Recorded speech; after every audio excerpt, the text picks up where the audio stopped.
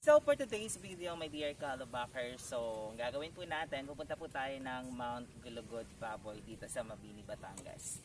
So kaya naman, samahan niyo po kami. When the sun starts to rise, so mama don't stress your mind. So mama don't stress your mind. So ayun, my dear Kalabakers, so paakit na tayo dito sa area ng Mount Gulugod Baboy. Ang pinakamaganda lang dito sa Mount Gulugod, so hindi mo na kailangan magtawag dito, dumaan sa mga masusukal na daanan. Kasi mula dito sa baba, paakyat, sementado na siya. Tapos sa pinakadulo, sabi ng mga friendly natin dito sa Mabini, Batangas Sharp, is merong parking area dun sa pinakatuktok.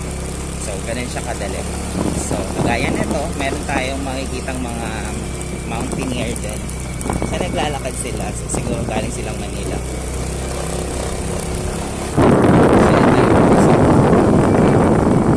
So medyo malamig sa lugar na to kasi tawag siya sa nakikita naman natin, di ba? Sobrang green ng kapaligiran. Kalabakers, na dito na tayo ngayon sa pinaka-parking ng Mount Gulugod Baboy. So as you can see, yung nasa likod namin, tama no? Ayan yung bundok na unang aakyatin namin. So sabi ng mga tao dito, it's a 5 minutes walk lang daw.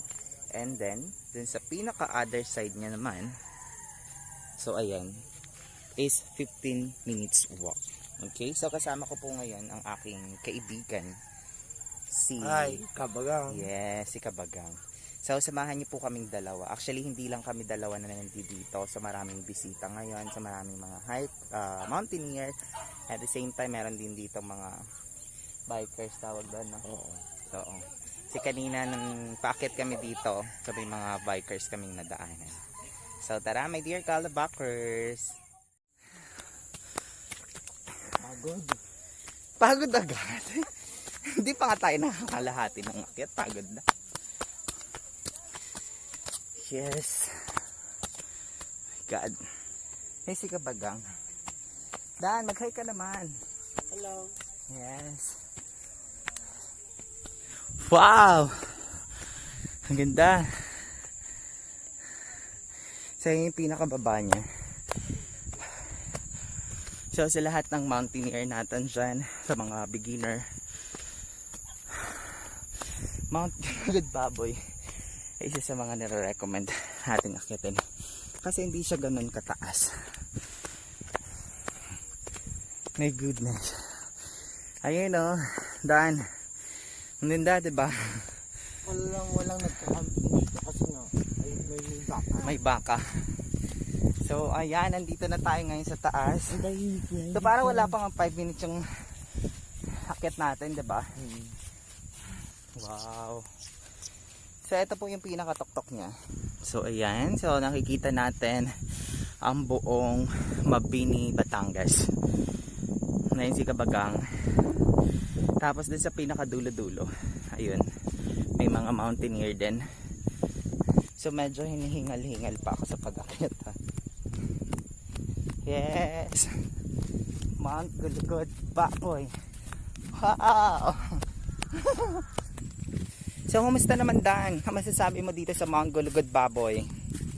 Wala, tahimik niya. Oo. Okay. May mga lovers and pares. Diyan di tayo pwede dyan. Giggles. Ha? Ano masasabi mo sa lugar? Dito, tahimik, kalma lang. Oo. Hayapa, very relaxing. Yung alam mo yung, Pressure. oo, yung sobrang stress mo sa trabaho. Tapos ito lang makikita mo. Oo. Diyos ko. Doon. Perfect. Ito po kasi si matawag dito si Mabini, Batangas. So hindi lang naman siya puro bundok. So may mga dagat din dyan. Pwede nating pagswimingan. So yung mga divers natin. Book now. Oo. Kasi si Mabini kasi, ano siya, diving area kasi siya. So maganda, maraming corals, maraming isda, ganyan. Aray ko. Huwag na tayo makita sa pangalan. Di ka pa no, mas maraming ano doon. Hikers. J. Africa. Siyempre makita tayo doon kung magbayan lang din naman tayo. Wala ka lahat. natin, sabihin natin. Pwede bang 60 lang din yung bayad? Kaya nga. Kasi 120. So yung parking area po kasi dito, ang bayad is 50 pesos. pesos. Pag- Tapos 35, no? 35 per head. Kung mga resident, nearby resident ka dito.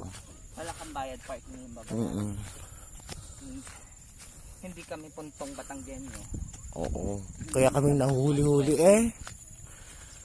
Nagpunto na nga ako kanina kasi naalala niya. Kayo yung dati dyan. Yung isang araw. Nagsalita ka pa kasi. Ayan, mga bagong dating sila. Di ba kaya ng mga aso lang, mga bata, o di ba?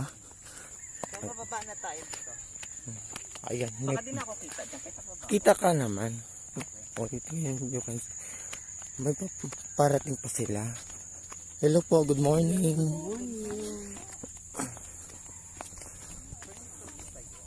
Agkalang mo naman.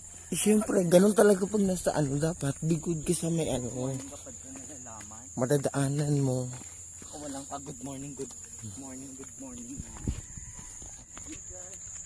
Ay lang ya, Ay baka malagig ka ha. okay lang. Wala naman akong nararamdaman na Pababa na tayo. Hindi naman nanginginig yung paa mo pababa. wala na. Very good. Wala akong nararamdaman, baka ito lang simula. Pwede na mag-hiking again. Oo. So dapat pala ito yung unan mong inakyat. Beginner ka kasi dapat. Ano naman wala naman to sa plano nating aakit Okay, sa lahat kasi ng mga tawag dyan, ang gustong umakyat dito sa Mount Gulugod, it takes 2 to 3 hours bago ka makarating dito sa Mabini, Batangas. So ganun lang siya kadali. Ganun lang siya kabilis puntahan. So ayun, paakyat na ulit tayo dito sa pangalawang bundok. So maraming mountaineer ngayon na umaakyat sa dahil weekend. Hindi tayo ready sa suot natin. Naka-short lang tayo, naka-chinelas lang tayo. Hindi katulad ng mga nasa lubong namin. Talagang full gear talaga sila. Pang mountain talaga yung suot nila. Tapos may mga gwapo kanina. Oh my God, sana umakit din sila doon. motor. Hayaan mo siya. So ayan yung iba pababa na. Siguro nung kahapon pa po siguro sila dito, no? Good morning ka. Umakit kanina. Kaya yes. Ay, ganda ka. Ano mo? Ito na, binibidyohan ko nga. Itong ano mo ha? 1, 2, 3. Ay, pangit ulit. 1. Wow, perfect. Palagas na kasi, kaya naging glagasan ng kusa.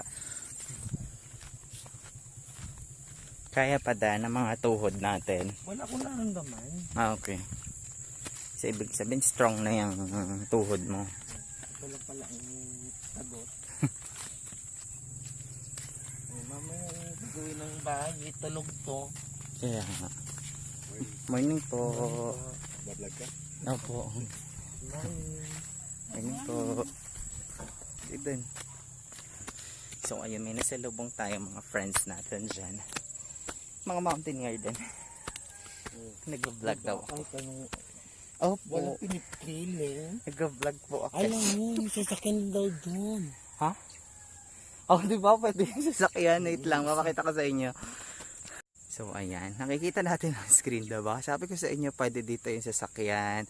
Pwede kayo mag-camping dyan sa pinakataas. Diba? Perfect for family bonding. Hi, Dan. Hello. Dahil din sa gimbal natin, nakilala tayo, vlogger daw tayo. Ganun. Pam-vlog naman kasi talaga yung gimbal. Tayo, Dan. Diyan na ba? Ayun o. Wow. Ang ganda. Iba kasi yung ano dito sa singit. Ano kasi yun?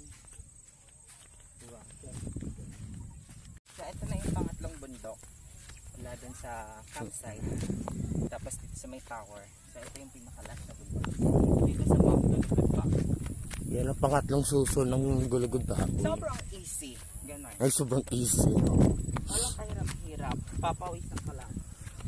Mga nagbibisikleta, dala-dala pa nila yung bike nila sa pinakatok.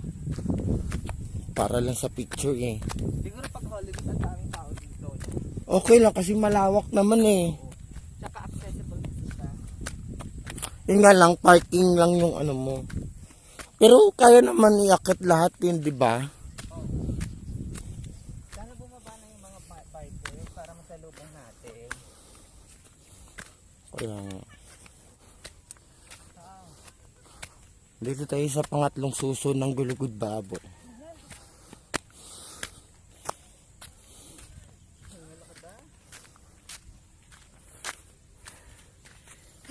Ayun ni ano.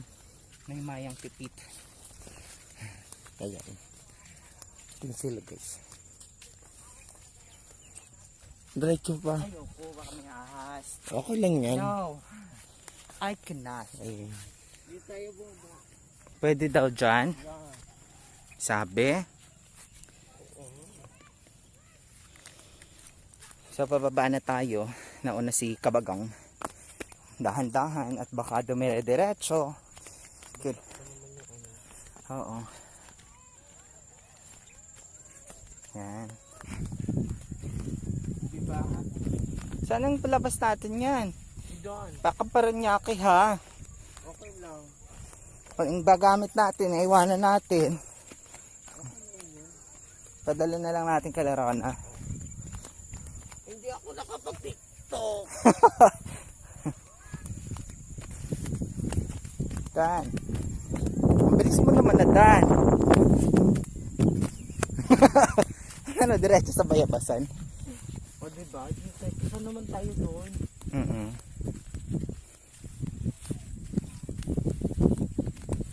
Oh, sige. May naka-oslet na tawag dyan. Pinagpatulan ng bayabas.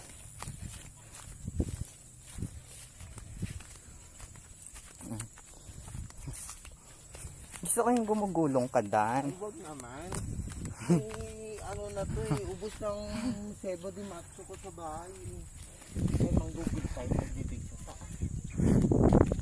Gusto ko yung mga bikers sana. Kaso, doon Wala natin sila. ayun, so yung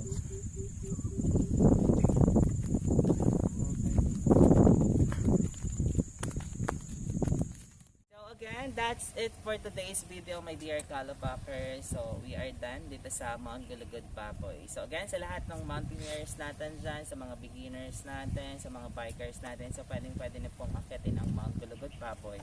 Nadala nyo yung bisikleta nyo, dala nyo yung motor nyo. So, sobrang hindi siya mahirap. And then, pagdating mo na sa taas, sobrang very relaxing po. So, again, maraming salamat po sa lahat ng Kalabackers na dyan. And don't forget to subscribe to my YouTube channel, J Africa po. Hanggang sa muli po. Bye-bye.